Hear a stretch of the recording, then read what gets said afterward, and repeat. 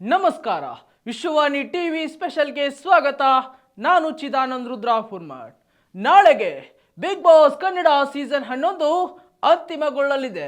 ಕಳೆದ 4 ತಿಂಗಳಿನಿಂದ ಅದ್ದೂರಿಯಾಗಿ ನಡೆದುಕೊಂಡು ಬಂದಿರುವ ಬಿಗ್ ಬಾಸ್ಗೆ ನಾಳೆಗೆ ವಿದಾಯ ಹೇಳಲಾಗುತ್ತೆ. ಕನ್ನಡದ ಜನಪ್ರಿಯ ರಿಯಾಲಿಟಿ ಶೋಗಳಲ್ಲಿ ಬಿಗ್ ಬಾಸ್ ಕೂಡ ಒಂದು. ಇಂತಹ ರಂಗು ರಂಗಿನ ಬಿಗ್ ಬಾಸ್ ಕಳೆದ 10 ಸೀಸನ್ಗಳಿಂದ ಯಶಸ್ವಿಯಾಗಿ ಸಾಗಿ ಬಂದಿದ್ದು 11ನೇ ಸೀಸನ್ ಅನ್ನು ಕೂಡ ಯಶಸ್ವಿಯಾಗಿ ಮುಗಿಸುವ ಕೊನೆಯ ಹಂತಕ್ಕೆ ಬಂದು ತಲುಪಿದೆ. ಇಂತಹ ಕಲರ್ಫುಲ್ ಎಂಟರ್ಟೈನ್ಮೆಂಟ್ ಅಖಾಡದಲ್ಲಿ ಹಲವು ವಿವಾದಗಳು ಕೂಡ ಪ್ರತಿ ವರ್ಷ ನಾವು ಕಾಣುತ್ತೇವೆ. ಬಿಗ್ ಬಾಸ್ ಮನೆಯಲ್ಲಿ ನಡೆಯುವ ಹಲವು ಬೆಳವಣಿಗೆಗಳ ಬಗ್ಗೆ ಮತ್ತು ಕೆಲ ಟಾಸ್ಕ್ಗಳ ವಿಚಾರದ ಬಗ್ಗೆ, ಮನೆ ಸದಸ್ಯರ ನಡವಳಿಕೆಯ ಮಾತಿನ ಬಗ್ಗೆ ಎಲ್ಲವೂ ಹೊರಗಡೆ ಸಾಕಷ್ಟು ಚರ್ಚೆಯಾಗುತ್ತದೆ. ಅದು ಈ ವರ್ಷವೂ ಕೂಡ ಮುಂದುವರೆದಿದೆ.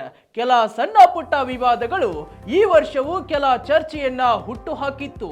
ಹಾಗಾದ್ರೆ ಈ ಸೀಸನ್ 11ರಲ್ಲಿ ವಿವಾದದ ಕಿಡಿ ಹೊತ್ತಿಸಿದ ಘಟನೆ ಮತ್ತು ಟಾಸ್ಕ್ಗಳು ಯಾವುವು? ಇಲ್ಲಿದೆ ನೋಡಿ ವೀಕ್ಷಕರೇ, ಇಂಟ್ರೆಸ್ಟಿಂಗ್ ಸ್ಟೋರಿ. ಮೊದಲಿಗೆ ಸ್ವರ್ಗ ನರಕ ಎಂಬುದರ ಬಗ್ಗೆ ನೋಡೋಣ. ಬಿಗ್ ಬಾಸ್ ಆರಂಭವಾದಾಗ ಸ್ವರ್ಗ ಮತ್ತು ನರಕ ಎಂದು ಎರಡೂ ತಂಡಗಳನ್ನ ಮಾಡಲಾಗಿತ್ತು.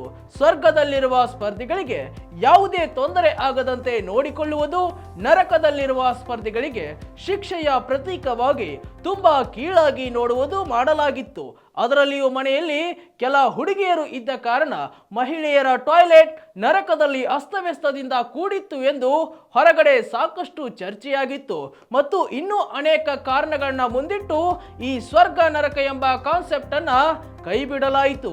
ಇನ್ನು ಮತ್ತೊಂದು ವಿವಾದದ ಕಿಡಿ ಹೊತ್ತಿಸಿದ್ದು ಲಾಯರ್ ಜಗದೀಶ್ ಮತ್ತು ರಂಜಿತ್. ಬಿಗ್ ಬಾಸ್ ನಲ್ಲಿ ಮಹಿಳಾ ಸ್ಪರ್ಧಿಗಳ ವಿರುದ್ಧ ಕಿರುಚಾಡಿ ಜಗಳ ಮಾಡಿಕೊಂಡು ಇಡೀ ಮನೆಯನ್ನ ಹೊತ್ತಿ ಉರಿಯುವಂತೆ ಮಾಡಿದ್ದರು ಲಾಯರ್ ಜಗದೀಶ್. ಮತ್ತು ಕೆಲ ಹುಡುಗಿಯರ ನಡುವೆ ಜಗಳ ಕೂಡ ಆಗಿತ್ತು. ಕೈ ಮಿಲಾಯಿಸಿಕೊಳ್ಳುವ ಹಂತಕ್ಕೆ ಅಂದು ಘಟನೆ ಹೋಗಿತ್ತು. ಜಗಳದ ಮಧ್ಯದಲ್ಲಿ ಲಾಯರ್ ಜಗದೀಶ್ ನನ್ನ ತಳ್ಳಿದ ವಿಚಾರಕ್ಕೆ ರಂಜಿತ್ ಕೂಡ ಹೊರಬರಬೇಕಾಯಿತು. ಅತ್ತ ಲಾಯರ್ ಜಗದೀಶ್ ಕೂಡ ಹೊರ ನಡೆಯಬೇಕಾಯಿತು. ಇದೊಂದು ಘಟನೆ ಈ ಸೀಸನ್ ನಲ್ಲಿ ದೊಡ್ಡ ಮಟ್ಟದ ಚರ್ಚೆಗೆ ಕಾರಣವಾಗಿತ್ತು. ಬಿಗ್ ಬಾಸ್ ಮನೆಯ ಜಾಗದ ವಿಚಾರಕ್ಕೆ ಸಂಬಂಧಿಸಿದಂತೆ ಕೆಲ ವಿವಾದ ಕೂಡ ಎದ್ದಿತ್ತು. ಕೂಡಲೇ ಬಿಗ್ ಬಾಸ್ ನಿಲ್ಲಿಸಬೇಕೆಂದು ಜಾಗದ ಕಡೆಯವರು ಕೋರ್ಟ್ ಮೆಟ್ಟಿಲೇರಿದ್ದರು. ಇದನ್ನ ಬಿಗ್ ಬಾಸ್ ತಂಡ ಕೋರ್ಟ್ನಲ್ಲಿ ತಮ್ಮ ಹಕ್ಕು ಮಂಡಿಸಿ ಪ್ರಕರಣಕ್ಕೆ ಸ್ಟೇ ತಂದಿತ್ತು. ಬಿಗ್ ಬಾಸ್ ಪಾರ್ಶಾಲಿಟಿ ಮಾಡುತ್ತೆ ಎಂಬ ಆರೋಪವೂ ಕೂಡ ಬಿಗ್ ಬಾಸ್ ಮೇಲಿದೆ. ಲಾಯರ್ ಜಗದೀಶ್ ಅವರನ್ನ ತಳ್ಳಿ ರಂಜಿತ್ ಹೊರ ಹೋಗಿದ್ದರು. ಆದರೆ ಟಾಸ್ಕ್ ಮಧ್ಯೆ ಭವ್ಯ ಹನುಮಂತನಿಗೆ ತಳ್ಳಿದ್ದರು. ಆಗ ಬಿಗ್ ಬಾಸ್ ಯಾವುದೇ ಕ್ರಮ ತೆಗೆದುಕೊಳ್ಳದೆ ಕೇವಲ ಮನೆಯಲ್ಲಿರುವ ಜೈಲಿಗೆ ಹಾಕಿ ಸುಮ್ಮನಾಗಿತ್ತು. ಇನ್ನು ಚೈತ್ರಾ ಕುಂದಾಪುರ್, ಚೈತ್ರ ಮಾತಿಗೆ ಹೆಸರುವಾಸಿಯಾದವರು, ಹೊರಗಡೆ ಸಾಕಷ್ಟು ವಿವಾದಗಳನ್ನ ಮೈಮೇಲೆ ಎಳೆದುಕೊಂಡವರು. ಆದರೆ ಅದೃಷ್ಟದ ಬಾಗಿಲು ತೆರೆದು ಚೈತ್ರ ಬಿಗ್ ಮನೆ ಪ್ರವೇಶಿಸಿದ್ದರು. ಆದರೆ ಅನಾರೋಗ್ಯದ ಕಾರಣ ಮನೆಯಿಂದ ಹೊರಗಡೆ ಬಂದು ಆಸ್ಪತ್ರೆ ಸೇರಿದ್ದ ಚೈತ್ರ ಮತ್ತೆ ಗುಣಮುಖರಾಗಿ ದೊಡ್ಡ ಮನೆಗೆ ಬಂದಿದ್ದರು. ಬಂದಾಗ ಬಿಗ್ ಮನೆಯ ಆಟದ ಬಗ್ಗೆ, ಸ್ಪರ್ಧಿಗಳ ಬಗ್ಗೆ, ಹೊರಗಿನ ಜನಕ್ಕೆ ಇರುವ ಅಭಿಪ್ರಾಯದ ಬಗ್ಗೆ ವಿಷಯವನ್ನ ರಿವೀಲ್ ಮಾಡಿದ್ದರು.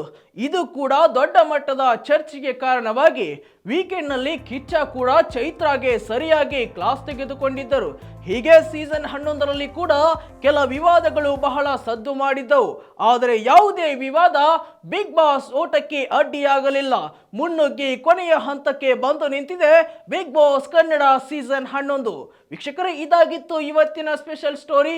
ಮತ್ತಷ್ಟು ವೈವಿಧ್ಯಮಯ ಸುದ್ದಿಗಳಿಗಾಗಿ ವಿಶ್ವವಾಣಿ ಟಿವಿ ಹಾಗೂ ವಿಶ್ವವಾಣಿ ಟಿವಿ ಸ್ಪೆಷಲ್ ಚಾನಲ್ ಅನ್ನ ಸಬ್ಸ್ಕ್ರೈಬ್ ಮಾಡಿ. ನಮಸ್ಕಾರ.